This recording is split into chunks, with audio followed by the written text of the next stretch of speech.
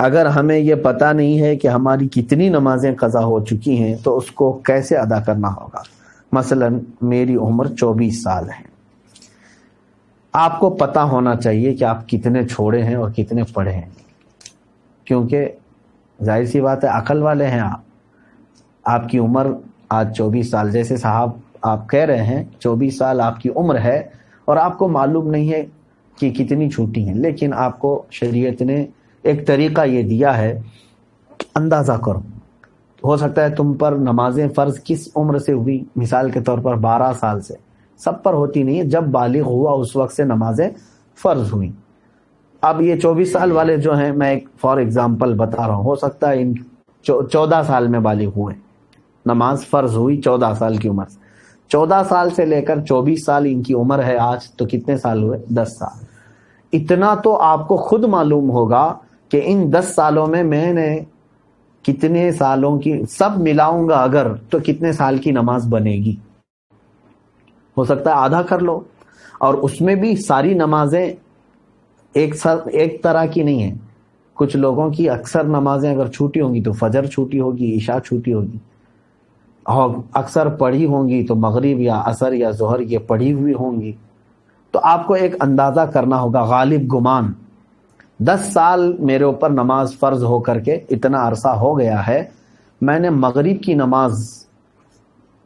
نماز اس میں سے 8 سال تو پکا پڑھا ہی ہوں، شاید ہو سکتا ہے سب ملا کر کے جو چھوٹی ہوں گی میری وہ 2 سال کی ہوں گی۔ عصر کی نماز اور ظہر کی نماز میرے خیال سے میں نے 6 سال تو پڑھائی ہوں، یعنی پوری ملاؤں گا پوری نمازیں تو وہ 6 سال کی بن سکتی ہیں، 4 سال کی اگر سب چھوٹی ہوئی جمع کروں گا تو 4 سال کی بن سکتی ہیں۔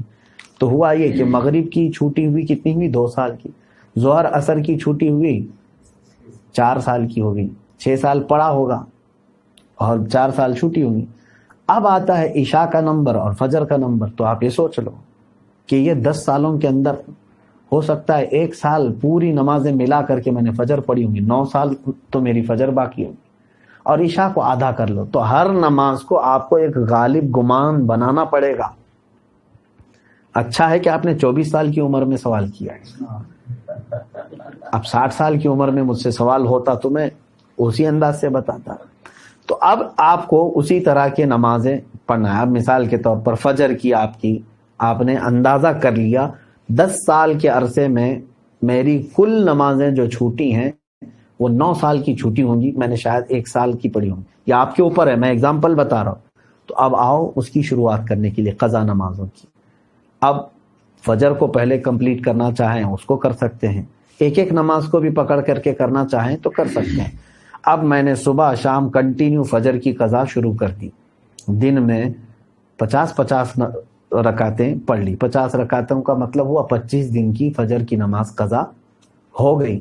اب اس میں شریعت نے آسانی بھی تمہیں دی ہے، قضا نمازیں صرف اور صرف فرض نمازوں کی قضا ہوگی، کسی بھی سنت اور نفل کی قضا نہیں ہے۔ فجر کی 2 رکعت قضا، ظہر کی 4 رکعت قضا، عصر کی 4 رکعت قضا، مغرب کی 3 قضا، عشاء کی 4 فرض اور 3 وتر کی قضا، کل ملا کر کے کتنی ہوتی؟ 20 رکعت، 20 رکعتیں دن کی ہوتی ہیں۔ لیکن ابھی میں چل رہا ہوں فجر کی۔ اب ہو سکتا ہے آپ یہ سوال کریں گے کہ میں نیت کیسے کروں، کون سے دن کی، سنیچر کی، اتوار کی، پیر کی، منگل کی، کون سی؟ ظاہر سی بات ہے اب آپ کے پاس اندازہ ہی نہیں ہے کہ کون سے دن کی چھوٹی ہے۔ اس کے لیے بھی شریعت نے یہ چھوٹ دی ہے کہ آپ جب نیت کریں گے یوں نیت کریں، اے اللہ میں اس فجر کی 2 رکعت فرض نماز قضا کی نیت کیا جو میری زندگی میں پہلی چھوٹی ہے۔ کیا نیت کریں گے آپ؟ میں نے اس فجر کی 2 رکعت فرض نماز قضا کی نیت کیا جو میری زندگی میں سب سے پہلے باقی ہے۔ ہر 2 رکعت پہ یہی کہنا ہے آپ کو، کیونکہ جب وہ ادا ہو جائے گی تو جو پہلے ہے وہ ہی آتی جائے گی۔ تو 9 سال کی قضا ہونے تک آپ کو یہی نیت کرنا ہے جو میری زندگی میں پہلی باقی ہے۔ ظہر کی بھی کرنا ہے یہی، میں نے اس ظہر کی 4 رکعت فرض نماز قضا کی نیت کیا جو میری زندگی میں پہلی باقی ہے، یعنی ترتیب میں اب جو پہلی باقی ہے اس کی میں نے نیت کر لیا، پھر اس کے بعد یہ آتی جائیں گی۔ اب مثال کے طور پر 100 نمازیں آپ کی ہیں، آپ نے نیت کر لیا میں نے اس ظہر کی 4 رکعت فرض نماز قضا کی نیت کی جو میری زندگی میں پہلی باقی ہے تو 100 پہلے نمبر والی ہو گئی، اس کے بعد 99 بچے، لیکن جو دوسرے نمبر پر تھی نماز اب وہ کون سے نمبر پر آ جائے گی؟ پہلے نمبر پر آ جائے گی نا پھر سے. تو ہمیشہ یہی نیت کرتا جائے گا جب تک کہ وہ 100 پوری نہ ہو جائے. نیت بھی آپ کو سمجھ میں آ گئی قضا کے لیے. اب اس میں چھوٹ بھی دی گئی ہے، آپ کو رکعتیں چھوٹی کرنے کا بھی حکم ہے، یعنی اس طرح کے آپ کو مختصر کر سکتے ہیں آپ. مثال کے طور پر نماز میں سورہ فاتحہ پڑھا، آپ انا اعطینا اور قل هو اللہ احد پڑھ رہے ہیں، چھوٹی صورتیں پڑھ رہے ہیں، یہی کنٹینیو چاہے تو ہر رکعت میں پڑھ سکتے ہیں، ہر نماز میں 2 صورتیں پڑھی. اور تسبیحات جو ہیں رکوع اور سجدے میں وہ 3 پڑھ رہے ہیں، وہ تو ٹھیک ہے، اتنی مقدار تو آپ کو رکوع اور سجدہ کرنا ہی ہے. لیکن اتحیات میں بھی تشہد پڑھا انگلی اٹھا کر، درود ابراہیمی اور دعائے معصورہ اگر نہیں بھی پڑھا تو اس کی نماز ہو جائے گی. تو یہاں اور شارٹ کر دیا گیا ہے. قضا کرنے والے کے لیے یہ سہولت بھی ہے، وہ چاہے تو اپنی جلدی سے جلدی یہ پوری قضا مکمل کر سکتا ہے. جوانوں آپ سب سے میری گزارش ہے، بڑھاپے میں انتظار مت کرنا. کسی بوڑھے کو میں نے قضا کرتے ہوئے نہیں دیکھا کہ پوری زندگی کی وہ قضا کر کے گیا ہو، بہت کم. بڑھاپے میں اصل نمازیں پڑھنے میں ہی گھٹنوں میں تکلیف، کمر میں تکلیف ہو جاتی ہے. دیکھتے نہیں آپ آج مسجدوں میں اچھوں سے زیادہ کرسیوں کی نمازیں زیادہ ہو گئی. کیوں؟ اس وقت ان کو اپنی فرض نمازیں ہی دشوار ہو گئی ہیں، کہاں قضا کریں گے. نوجوانوں آپ کے پاس آج قوت ہے، طاقت ہے، آپ روزانہ یہ آپ اپنا ایک وقت لے لو، گھنٹہ 2 گھنٹہ، میں دن میں کوئی ایک وقت مخصوص کر لوں اور اس میں صرف اپنی قضا مکمل کر دو. چند دنوں کے بعد آپ دیکھو گے آپ صاحب ترتیب ہو جاؤ گے.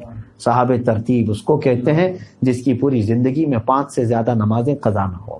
اور اللہ تبارک و تعالیٰ کا وہ ایسا محبوب بندہ ہے کہ فرشتے اس کی ایک جھلک دیکھنے کو بے قرار ہوتے، جو پورے مکمل اپنی نمازیں مکمل کر چکا ہو. اللہ ہم سب کو توفیق عطا فرمائے.